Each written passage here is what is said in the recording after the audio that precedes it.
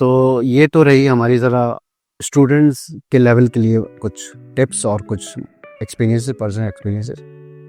अच्छा, मुझे पता है कि लोगों को शायद नहीं पता होगा, मुझे पता है कि आपके और भी काम हैं, जैसे आपके पोर्चुगल इमिग्रेशन बिजनेस कैटेगरी और वो वीज़ा कंसल्टेंसी आप वो भी करते हो जी। तो उसके बारे में मुझे थोड़ा ओवरव्यू दो कि फिर आपने पोर्चुगल को क्यों सिलेक्ट किया? भाई पोर्चुगल को मैं इस वजह से सिलेक्ट किया क्योंकि पोर्चुगल एक ऐसी थ्राइविंग कंट्री है जो आपको सबसे क्विकेस्ट पासपोर्ट देता है। और अगर आप हिसाब किताब लगाएं, इफ़ यू लैंड इन, अगर आप आज से 2 साल पुरानी बात कर लें, बिकॉज आर्टिकल्स तो काफ़ी सारे अब बंद हो गए, मैं तो उस वक्त से पोर्चुगल को सपोर्ट कर रहा हूँ जब आर्टिकल 88, 89 खुले हुए थे। तो उस वक्त मैं बोलता था कि आप प्लीज़ पोर्चुगल चले जाएँ और अपनी प्रोसेस कर लीजिए TRC का और सारी चीज़ें, और वहाँ पे कोई कारोबार करें, ज़िंदगी जिए। तो काफ़ी लोग मेरी बात से सुन के पहुँचे भी, आर्टिकल 88, 89 के अंदर छोटा मोटा कारोबार स्टार्ट किया और उसके बाद they are doing pretty good. TRCs आ गए। एक फैमिली जो हमारे एक जानने वाले थे, उनके वहाँ पे एक साहबजादे पैदा हुए, उसके बाद उनको पोर्चुगीज़ नेशनलिटी मिली। अब he has a nationality and he has move from Portugal to Belgium now. तो जो लोग सुन लेते हैं टाइमली तो फ़ायदा भी उठा लेते हैं, बट कुछ तो वैसी बात है, पोर्चुगल की ज़िंदगी आसान नहीं है। आपके पास पैसे होने चाहिए और जॉब्स वगैरह के हालात आपको पता है कैसे हैं, बट अगर आप थोड़ा सा लैंग्वेज फोकस करें तो जॉब्स ही जॉब है। लिंक्डइन खोल के देख लीजिए, मुझे यहाँ से बैठ के वहाँ पोर्चुगल से जॉब ऑफ़र आ चुकी है। तो इट डिपेंड्स। हर किसी को जॉब नहीं मिलती, ये बात मैं बिलीव नहीं करता, बिकॉज इस वजह से नहीं मिलती कि आप कोशिश सही ट्रैक पे नहीं करते। अब ये बात भी लोगों को शायद समझ में नहीं आए कि आपके ट्रैक और डायरेक्शन सही होना चाहिए। आपकी डायरेक्शन हर दफ़ा सही नहीं होती। आप लिंक्डइन पे जाके पहली जब उनकी लेवल देखते हो तो उसके अंदर वो पोर्चुगीज़ लिखा हुआ होता है कि हमें इस लेवल की पोर्चुगीज़ चाहिए। अब आपकी अगर वो पोर्चुगीज़ लेवल नहीं होगा तो आपको जॉब नहीं मिलेगी। ये तो कोई जॉब्स की बात। उसके बाद फिर मुझे काफ़ी ज़्यादा पोटेंशियल दिखता है बिज़नेस के अंदर पोर्चुगल में। तो जब मेरा पोर्चुगल आपकी वजह से आना जाना हुआ, काफ़ी हमने देखा, मेरे डिफरेंट लॉयर के साथ मेरी मुलाकात हुई, तो उन्होंने बताया कि बिज़नेस के लिए इफ़ पीपल आर इंटरेस्टेड, सो आप बिल्कुल पोर्चुगल इमिग्रेशन आप बिल्कुल अनाउंस करें और करें। तो हमने अल्हम्दुलिल्लाह पहला अनाउंस करने से पहले मैंने एक केस किया था जिसके अंदर 5 D2 कैटेगरी के अंदर वीज़ाज़ आए थे। एक फैमिली के, 2 फैमिलीज थी, 5 लोग थे इन टोटल। तो हमने उनका ट्रायल पिक किया था, उसके बाद फिर हमने अनाउंस किया, उसके बाद बेइंतहा केसेस स्टार्ट किए और कुछ के डिसीजन अभी पेंडिंग हैं। और इसके अलावा कुछ लोग ही बीच में हिम्मत हार गए। कुछ के पैसे नहीं हुए, कुछ की प्रॉपर्टी नहीं बिकी, कुछ प्रॉपर्टी बेच के अपने पैसे इस चीज़ में लगा रहे हैं, फंड्स को मैनेज नहीं कर पा रहे। ऑब्वियसली सबके अपने अपने मसले हैं। फिर इसके बीच में ही हम जब ये काम कर रहे थे तो हमें एक साहब ने अप्रोच किया फॉर द गोल्डन वीज़ा, जिसके अंदर €500,000 की इन्वेस्टमेंट करनी होती है। I think it was for, he is from Dubai. He is from Dubai, yes. The client is from Dubai. He is a Pakistani, but he lives in Dubai. फिर हमने उनका golden visa किया और अल्हम्दुलिल्लाह उनकी इन्वेस्टमेंट कराई। जो rate communicate किया था उससे डबल रेट अपने उनको ऑफर कराया। तो उनका प्रोसेस अल्हम्दुलिल्लाह किया। अब लोगों को ये चीज़ समझना ज़रूरी है कि गोल्डन वीज़ा जो है वो एक बहुत ही ज़बरदस्त चीज़ है पोर्चुगल में। तो पाकिस्तानी हर किसी के लिए नहीं, ऑब्वियसली जिनके पास फंड्स हैं, तो आप या तो DHA के फेज़ 6 के अंदर कोई प्लॉट ले लें या अपने बच्चों के लिए अच्छा फ्यूचर सिक्योर कर लें। बट हर किसी की ये प्रायोरिटीज़ नहीं होगी। अगर आपने नेशनलिटी करनी है, 5 साल का प्लान रख रहे हैं, तो आप गोल्डन वीज़ा पोर्चुगल से अच्छा मुझे अभी फ़िलहाल टिल दिसंबर तो कोई और चीज़ समझ में नहीं आती। अच्छा, अगर इंस्टेड ऑफ गोल्डन वीज़ा और क्या क्या ऑप्शन है? बहुत सारे ऑप्शन है भाई। D2 है, D7 कैटेगरी है। D2 बिजनेस पीपल के लिए जिनका कारोबार ही है, जिनका कोई कारोबार है वो मूव कर सकते हैं। D7 में वो लोग मूव कर सकते हैं जिनकी पैसिव इनकम है।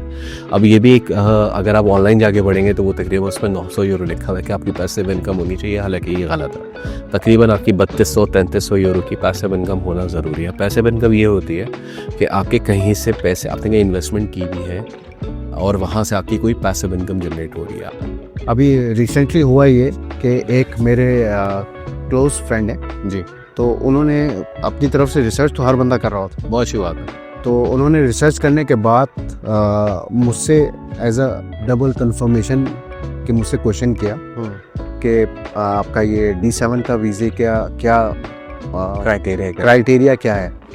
तो मैंने कहा मतलब आपकी कोई रेंटल इनकम होनी चाहिए मिनिमम 3200 यूरोस मिनिमम आपकी होनी चाहिए, ज़्यादा हो तो अच्छी बात है। तो मुझे वो बता रहे हैं, लिंक उन्होंने मुझे भेजा, उन्होंने कहा कि भाई ऑनलाइन वेबसाइट पे जो उनकी लोकल वेबसाइट है उस पर 900 यूरो लिखे हुए हैं। मैंने कहा भाई तो आप उनसे कंसल्ट कर लें। बिल्कुल, क्योंकि हमारे भी जो गोल्डन वीज़ा के हमारे पास क्लाइंट आए थे वो दुबई से आए थे और ही इज़ अ कारोबारी बिजनेसमैन। अब वो जाहिर सी बात है डायरेक्टली तो मेरे पास आए ही नहीं होंगे, उन्होंने मार्केट पूरी रिसर्च की होगी। तो he was about to get scammed in from UAE और उन्होंने उनके सामने बैठ के मुझे कॉल करके कंफर्म किया था। तो उनको वो बेसिकली बेच रहे थे ये चीज़ कि भाई आप प्रॉपर्टी में पैसे इन्वेस्ट कर दें, हालांकि कानून इस चीज़ की इजाज़त नहीं देता कि आप अगर आपने गोल्डन वीज़ा लेना है तो you need to invest in a fund. ठीक है, आप बॉन्ड्स ले सकते हैं, फंड्स के अंदर इन्वेस्ट कर सकते हैं, लेकिन वहाँ पे जो कंपनी थी वो बेसिकली उनको एक प्रॉपर्टी के अंदर पैसे इन्वेस्ट करा रही थी which is not allowed by the Portuguese government. तो अगर वो वहाँ पे और वो मुझे बोलते हैं कि असद भाई आप मुझे दे रहे हो, आप मुझे रेट दे रहे हो और ये मुझे दे रहे हैं कि आपने 5 लाख इन्वेस्ट भी नहीं करने, आपने सिर्फ 4,10,000 यूरो इन्वेस्ट करना है, 90,000 जो आपका प्रॉफिट आना है 5 साल में वो आपको शुरू में ही दे देंगे। मैं बोला वो 90,000 यूरो जो आपको प्रॉफिट है वही आएगा, 4,10,000 आपका कहाँ जाएगा आपको पता ही नहीं चलेगा, बिकॉज आप पोर्चुगल के कानून के हिसाब से प्रॉपर्टी में इन्वेस्ट ही नहीं कर सकते। तो उन्होंने सामने जब बैठ के मुझे कॉल किया, बोला सर आप मुझे बता दीजिए कहाँ लिखा हुआ है कि आप पोर्चुगल की प्रॉपर्टी के अंदर पैसे इन्वेस्ट करें तो आपको गोल्डन वीज़ा मिल जाता है। But people are not aware, उनकी गलती भी नहीं है। तो उसके बाद से ही came and we did his process completely. Good. So मेरा एक क्वेश्चन वहीं का वही रह गया, बताइए कि golden visa instead of golden visa कौन कौन सी कैटेगरी है? D2 है बिजनेस पीपल के लिए, D7 पैसिव इनकम के लिए है, फिर D8 डिजिटल नोमैड्स के लिए है, D9 is a golden visa. तो D9 आपका एक गोल्डन वीज़ा हो जाता है। D8 उन लोगों के लिए है जिनकी डिजिटल नोमैड कैटेगरी होती है, ये जिसके अंदर अगर आपकी इनकम 3,500 यूरो तक है तो आपकी बीवी पोर्चुगल मूव हो सकते हैं। But not only this, you need to have 15,000 euros to park in a Portuguese bank. अब मसला ये आता है कि ये वाली जो कैटेगरीज हैं इसके अपॉइंटमेंट्स मिलना बहुत मुश्किल हो गया, बिकॉज अभी जो रिसेंट हमने केसेस किए हैं उसके पाकिस्तान से तकरीबन 1 साल की बाद की अपॉइंटमेंट आ रही है। We are trying to work on it because अभी हमने स्टूडेंट्स के लिए ये वाला एक प्रोसेस किया है इटली के लिए, जिनकी अपॉइंटमेंट्स नहीं मिलती थी वो हम इटली में बैठ के उनका रिकोर्स का एक प्रोसेस करें जिसके थ्रू उनको appointment from the embassy directly मिल रही है। बिकॉज यहाँ पे ये जो अपॉइंटमेंट्स का बड़ा मसला है पाकिस्तान में, 1 साल अपॉइंटमेंट्स नहीं मिलती, एम्बेसीज दे आर साइलेंट, बच्चों को एडमिशन्स मिल जाते हैं, उनका पूरा साल ज़ाया हो जाता है, फिर वो एजेंट्स के पास भागते हैं जो कि 7-7 8-8 लाख रुपए 11-11 लाख रुपए मांगते हैं to book an appointment through a fake bots, और ये उन्होंने लगाए हुए हैं। और उसके थ्रू हमने फिर यहाँ पे लॉयर्स हायर करके प्रॉपर्ली उनका रिकोर्सो के थ्रू स्टूडेंट वीज़ा का रिकोर्सो करके उनका अपॉइंटमेंट्स उनको सिक्योर करके दिया। तकरीबन hundreds of students have gone to the embassy, have submitted their file, alhamdulillah। तो हमने भी ये बिल्कुल ये रिकोर्सों का प्रोसेस लाने वाले यहाँ पे पाकिस्तान से लोगों को नाम नहीं पता था। कोई भी चीज़ है उसके 2 प्रोसेस हैं। एक प्रोसेस मतलब आप ट्रैक से हट के कर लो जी, तो ऑब्वियसली उसमें फंड्स भी लगेंगे और उसमें डाउट भी है। नहीं, रिकोर्सों का जो प्रोसेस हमने किया, हमने तो ये भी बताया कि भाई जब आप रिकोर्सों कानूनी रास्ता लेते हो तो the government is liable to pay you back, मतलब once the visa is granted, जब यहाँ पे आएंगे तो हम उनका रीइंबर्स होकर। तो आपने जब ये नई चीज़ जब आपने इंट्रोड्यूस की जी, तो मुझे लगा कि आपका इम्पैक्ट और अच्छा पॉजिटिव वहाँ पे लोगों को पहुंचा, ट्रस्ट, एक तो ट्रस्ट बिल्ड हुआ आपका। नहीं भाई, इनिशियली जब आप कोई नई चीज़ लेकर आते हैं तो चैलेंज जो माफिया बैठी है ना वो आपको डाउन ग्रेड करते हैं। ये फेक, शुरू में हमें बोला गया कि रिकोर्सो कुछ होता है नहीं, हाँ। फिर वो पढ़ना शुरू किया, चैट जीपीटी करना शुरू किया कि भाई रिकोर्सो है क्या, तो आधी पौनी चीज़ें चैट जीपीटी बता रहा था, ठीक। अब वो उनको लग रहा था कि ये फेक है, फिर बच्चे ने डिले किया। अब वो अपॉइंटमेंट्स जिस तरीके से एक दिन में 100 अपॉइंटमेंट्स आ रही थी फ्रॉम द एम्बेसी, अब वो आना कम हो गई। अब 2 दिन बाद एक अपॉइंटमेंट, 3 दिन बाद एक अपॉइंटमेंट। बट ऑब्वियसली हर चीज़ का एक टाइम फ्रेम है। अगर आप पहले कर लेते तो अब तक सब बच्चे फ्री होके हाथ झाड़ के घर पे बैठे होते और सब अपना वीज़े का वेट करें। But the students have delayed, but we are trying, कोशिश कर रहे हैं जितना हो सकेगा उतना करेंगे इंशाल्लाह। अच्छा असद, ये बताइए कि अब स्टूडेंट्स के लिए तो मैं देख रहा होता हूँ 24 आवर्स आप जो है ना, मतलब डेडिकेटेड आप उनके लिए जो है ना काम करते हैं। जब सो नहीं रहा होता, जब काम नहीं कर रहा होता, मतलब हमें भी इंतज़ार करना पड़ता है जब भी आप कॉल पर होते हैं यार, कुछ ना कुछ चल ही रहा हो। पहली बात तो ये कि हैट्स ऑफ टू यू, मतलब आपकी हिम्मत है। दूसरा ये जिस तरह स्टूडेंट्स को आसानी आपने चैनल व्हाट्सएप का चैनल बनाया, बहुत आसानी हो गई उनको, काफ़ी चीज़ें मैं देख रहा होता हूँ माशाल्लाह, काफ़ी आपकी तारीफ़ें। आज कल भी एक स्टूडेंट का आया था, उसका वीज़ा कल भी वीज़ा आया था उनका, बिल्कुल बिलाल का। बहुत दुआएं दे रहे थे, उसके पेरेंट्स बहुत दुआ दे रहे, अल्हम्दुलिल्लाह बहुत अच्छी बात है। तो इसी तरह कोई पोर्चुगल के लिए आपका कोई ऐसा कोई चैनल है, कोई प्लेटफॉर्म है जिस पे लोग जाके आपसे कांटेक्ट कर सकते हैं, टीम से कांटेक्ट कर सकते हैं? बिल्कुल व्हाट्सएप पे ही रब्ता होता है जो अप्रोच करना चाहता है। बेसिकली कुछ लोगों की शिकायत होती है कि भाई आपका नंबर हर जगह नहीं है अवेलेबल, तो भाई मैं वैसे ऑडियंस को बताता हूँ कि मैं यहाँ पे नंबर और आपका हर चीज़ शेयर कर देता हूँ। उसका एक रीज़न ये भी है कि मैं इस वजह से नंबर इतना वो नहीं करता कि जिनको ढूंढना होगा वो ढूंढ लेते हैं, वो थोड़ी सी मेहनत करनी पड़ती है ना, बावजूद 24/7 बिजी।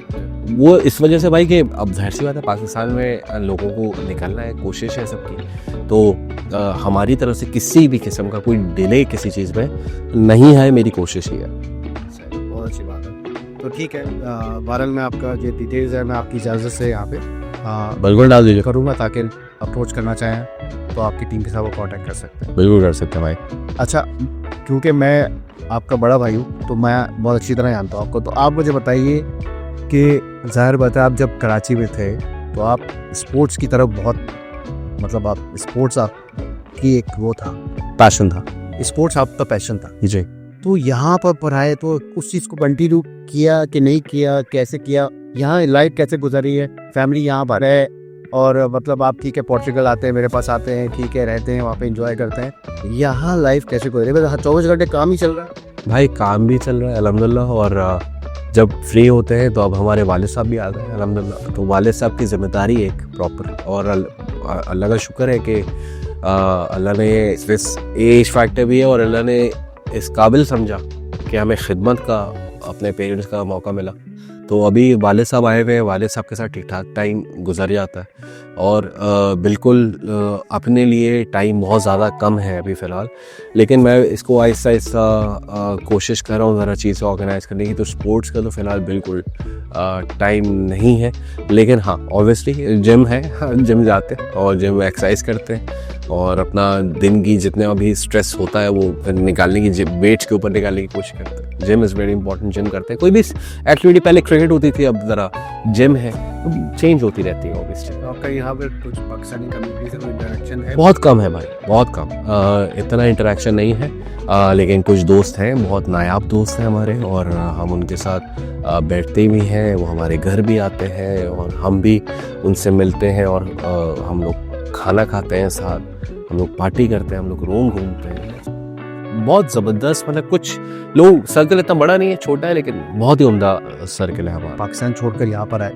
तो यहाँ आपको जो परेशानियाँ, वो भी एक मतलब वो भी लोगों को पता होना चाहिए कि क्या भाई बहुत स्ट्रगल किया, ऑब्वियसली आसान नहीं था, और अक्सर ऐसी रातें भी गुजरी जिसके अंदर खाना नहीं खाया और भूखे सोए, बिल्कुल फैमिली के साथ सोए, कुछ भूखे पेट भी रात गुजारी है। आसान नहीं था, बिल्कुल आसान नहीं था। जॉब भी बहुत, और जॉब भी की, डिलीवरी भी की, हर चीज़ की भाई, जो कर सकते थे की, डिलीवरी ही की थी। एक्सीडेंट भी उसी वक्त हुआ था, एक वो एक्सीडेंट हुआ था, फिर वो बेगम ने सपोर्ट किया काफ़ी ठीक ठाक, because she was working at that time. अगर बेगम काम नहीं कर रही होती तो फिर हम लोग कुछ नहीं कर सकते थे। तो और ये भी मतलब हम बीइंग अ पाकिस्तानी हस्बैंड, काफ़ी सारा माइंडसेट काफ़ी सारे लोगों का ये होता है कि नहीं भाई, हमारी जो बीवियां हैं, खैर उनकी अपनी मेंटालिटी है कि वो घर पे रहेंगी, ठीक है, कोई मसला नहीं, वो आई रिस्पेक्ट दैट, बट अगर खुदा न खासा आपकी अगर वाइफ काम नहीं कर रही और खुदा न खासा आपको कुछ हो गया और आपके छोटे बच्चे हैं, पहली बात तो ये है कि आप उनको ऐसी ट्रेनिंग दें इसमें कोई मुज़ायका नहीं है। नहीं, independent, being independent is a different thing भाई। आप अपनी खातून को देखो यार, पाकिस्तान में अपने चैलेंजेस हैं भाई, ख़वातीन के बाहर निकल के काम करने के डिफरेंट चैलेंजेस हैं, बट हर जगह है भी नहीं है, पाकिस्तान में भी हर जगह नहीं है। ख़वातीन काम करती हैं, प्रोग्रेस कर रही है, सारी चीज़ें हो रही हैं, तो वो तो ठीक है, वो तो अल्हम्दुलिल्लाह हम देख रहे हैं पाकिस्तान में कितनी प्रोग्रेस हो रही है। बट पाकिस्तान के अपने प्रॉब्लम्स हैं, यहाँ पे the women are really independent, तो वो खुदा न खास्ता उनको कोई किसी किस्म का कोई प्रॉब्लम नहीं है, वो उनको कोई हरास नहीं कर सकता। यहाँ पे वर्क लॉज बड़े स्ट्रिक्ट हैं, उनको कोई किसी किस्म की परेशानी नहीं हो सकती काम के ऊपर, आने जाने में कोई प्रॉब्लम नहीं है। वो रात में 2 बजे भी आती हैं तो सेफ घर आती है अल्हम्दुलिल्लाह। तो मेरे ख्याल से तो वेमेन आर क्वाइट लिबरल है, मतलब तो यहाँ पे अगर आप अगर उनको चाहें तो वो प्रोग्रेस कर सकते हैं, but it's all a personal preference कि वो काम करना चाहे ना करना चाहे, दिस इज़ टोटली। बट मेरी एडवाइस ये है कि भाई कुछ एक आध घंटा 2 घंटा 3 घंटे की भी नौकरी अगर करवा सकते हैं उनके एक्सपीरियंस के लिए, उनके एक्सपोजर के लिए थोड़ा ज़रूरी है। ट्रेनिंग भाई आपको पता नहीं है कल के हालात, क्योंकि यहाँ पे ना आपके अब्बा अम्मा है, ना आपका बहन भाई है, ना सोर्स चलती है, ना जुगाड़ें चलती हैं, तो यहाँ पे आप ही हैं। सही है, तो जो काम कर रहा है आपने ही करना है। आपका यहाँ पे कोई खालू आके आपको नहीं बचा लेगा या चचा आके आपको नहीं बचा लेंगे, यहाँ पे आप ही हैं भाई। सही है, आप गवर्नमेंट आपके पीछे खड़ी होती है, बट वो भी हर किसी के पीछे नहीं खड़ी हो सकती, तो आपने खुद अपने पैरों पे खड़ा होना है, यहाँ पर बहुत ज़्यादा ज़रूरी है। और नखरे प्लीज़ पाकिस्तान में छोड़ के आए, नखरे नहीं चलेंगे यहाँ पर। तो मुझे अभी रिसेंटली पता चला, मैं हमारा मतलब भांजा हमारा आया है जी, मतलब उसका सारा प्रोसेस आपने किया जी भाई। तो मुझे वो पूछना है कि वो एक्सपीरियंस कैसे था, मतलब अली ने आपको परेशान तो नहीं किया? अली मुझे परेशान कर ही नहीं सकता, और पहली बात तो ये अली हमारा ख़ानदान का सबसे बच्चों में, मतलब हमारी फैमिली का सबसे बड़ा बच्चा है, पहला बच्चा है। तो अब उसका हमारी बहन से अक्सर हमारा जिक्र होता था कि भाई अली का बारे में सोच रहे हैं, तो पहले हमने पिछले साल अली का एडमिशन सिक्योर किया था इटली के अंदर, बट वो यूनिवर्सिटी की रैंकिंग वहाँ इतनी मज़े की नहीं थी, but Italy Ali worked hard, Ali gave some great results. तो उसके बाद फिर इनका जब डिस्कस हुआ हमारी बहन से और अली से, तो अली ने बताया, अली ने अपनी ख्वाहिश जाहिर की कि इनको पोर्चुगल जाना है, तो ये पोर्चुगल के लिए इन्होंने हमें बताया। फिर हमने इनको नोवा के अंदर एडमिशन सिक्योर करके दिया, सिर्फ 3 दिन के अंदर अल्हम्दुलिल्लाह इसका एडमिशन आ गया। और जो चीज़ें बताई हुई थी वो अली ने पहले से प्रिपेयर्ड थी। अली का IELTS score was around 8 I guess, marks brilliant थे। और स्टार्ट करने से पहले अगेन मैंने सब समझाया हुआ था कि बैंक स्टेटमेंट किस तरीके से मैनेज करनी है, खर्चा कितना होगा, कितनी फीस होगी, सारा हमने बैकएंड पे वर्किंग करके सब कुछ कम्युनिकेट किया हुआ था। बस हमें सिर्फ और सिर्फ हम कंफर्मेशन कॉल्स कर रहे थे कि भाई नोवा में एडमिशन आ गया, ये हो गया, कर लिया, तो मतलब वी वर प्रीटी ओके। फिर अली का वीज़ा भी तकरीबन एक हफ्ते के अंदर अली का वीज़ा आ गया था, और now Ali is here and he is really enjoying in Lesbos. He's very happy.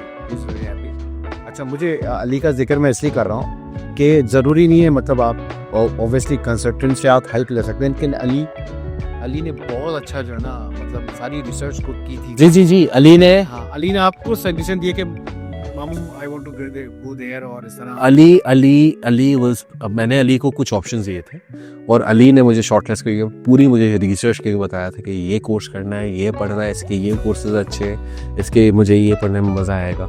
Ali ने हॉस्टल तक अपनी यूनिवर्सिटी के पास खुद सेलेक्ट किया था। अली ने जो उनका रेजिडेंस कॉन्ट्रैक्ट है, फ्रॉम द डे 1 मैंने हाथ उठा लिया, ठीक है, बीइंग अ मामू मैंने हाथ उठा लिए। और अली भाई अपना प्रोसेस जो है वो खुद से उन्होंने अपना हेड्स अप किया। पोर्चुगल में ही ऑफन कॉल मी कि भाई ये सिनेरियो है।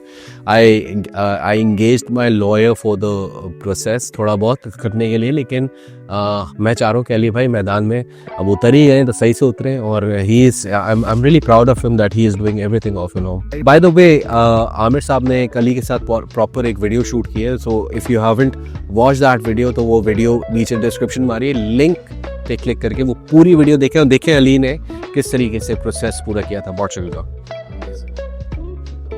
अच्छा, जैसे अली ने तो खुद आपको अप्रोच किया, ऑब्वियसली फैमिली थी तो उसका एडवांटेज ले लिया। जी, तो और कुछ स्टूडेंट का गल्फ रीजन से, भाई गल्फ पे हमने तकरीबन अब तक 7 से 8 प्रोसेस किए हैं हमने गल्फ से, एंड अलहमदिल्ला द रिज़ल्ट इज़ अराउंड 91-92%। एक बच्ची है, उसका इस अभी रिसेंटली वीज़ा रिजेक्ट हुआ है from the Saudi Arabia for Italy. हमने उनका पूरा अपील का प्रोसेस तैयार किया और इंशाल्लाह हम उनको वीज़ा लेके देंगे।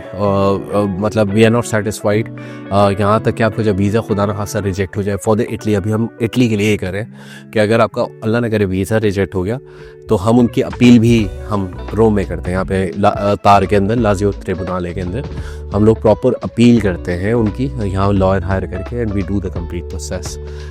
तो इंशाल्लाह ये जो 91-92 पे गया उसको वापस हम 100 पे लेकर आएंगे। ऑब्वियसली अपील के चार्जेस होते हैं, सारी चीज़ें होती हैं, बट हम स्टूडेंट को एंड तक छोड़ेंगे नहीं जब तक उसका वीज़ा लगेगा नहीं इंशाल्लाह। तो हम पूरा मिडल ईस्ट से कोई भी स्टूडेंट आना चाहे हम लोग बिल्कुल प्रोसेस करें, बिल्कुल करें। अच्छा सर, मुझे बताइए, फाइनल क्वेश्चन मैं आपसे कर रहा हूँ कि इज़ देयर एनी लिमिट, मतलब आपको मंथ में आप 4 केसेस देखते हैं, 10 केसेस देखते हैं, 5 केसेस देखते हैं, तो लोग आपसे जब आपसे कांटेक्ट करें तो उनके माइंड में रहे कि भाई ज़ाहिर बात है आपके पास ऑलरेडी केसेस चल रहे होते हैं, इज़ देयर एनी प्रायोरिटी, मतलब आप किस तरह केसेस को? भाई मैं उस वक्त तक केसेस एक्सेप्ट करता हूँ जब मुझे दिखता है कि अब केस पिक करने का फ़ायदा नहीं है, मतलब स्टूडेंट का नुकसान है। जिस तरीके से पिछले साल जनवरी में मैंने केसेस लेना एक्सेप्ट करना बंद कर दिए थे, बिकॉज मुझे पता है कि आप 6 महीने के बैंक स्टेटमेंट अपडेट नहीं कर सकते। I did announce it. फिर उसके बाद मुझे बहुत सारे लोगों ने अप्रोच किया कि आप जो आपके केसेस आ रहे हैं हमें दे दें, हमसे कमीशन ले लें। तो मैंने बोला भाई सॉरी, माजरत, तो हमने ये काम नहीं करना। तो जहाँ मुझे लगेगा कि स्टूडेंट अभी अल्हम्दुलिल्लाह हमने टीम अच्छी खासी अभी बढ़ाई है और हम लोग टीम में और लोग लेकर आ रहे हैं, बिकॉज मुझे ऐसा लग रहा है कि there are a lot of student जो कि बेवकूफ़ बन रहे हैं पाकिस्तान में। कुछ कंसल्टेंट्स ऑब्वियसली बहुत अच्छा काम करें। पाकिस्तान में कराची में बहुत ज़बरदस्त ब्रिलियंट कंसल्टेंसी एजेंसीज़ हैं, या तो उनसे परसू करें। और अगर आप कोई एक्सपीरियंस्ड इटालियन फर्म, क्योंकि हम लोग अल्हम्दुलिल्लाह अगर आप इटली में रहते हुए बेहतर ये है कि आप वहीं से प्रोसेस करें जहाँ पे वो बेस्ड है। फॉर एग्जांपल अगर आप इटली आ रहे हैं, यूरोप आ रहे हैं, तो हम लोग सिर्फ यहाँ पे कानून चेंज हो रहे होते हैं, थोड़ा सा नो हाउ हम लोग जल्दी पिक कर लेते हैं। तो सिंस हम लोग यहाँ पे एक रजिस्टर्ड फर्म है और आप अगर चाहें तो आप हमारे साथ परसू करें। वैसे पाकिस्तान में भी काफ़ी सारे कंसल्टेंट जो कि they are doing amazing work और इसी तरीके से कुछ स्कैम्स भी कर रहे हैं, तो आप उनसे बचें ज़रा। आप भी अब बच्चे तो है नहीं कि किसके साथ जाना है, you should make your own choices.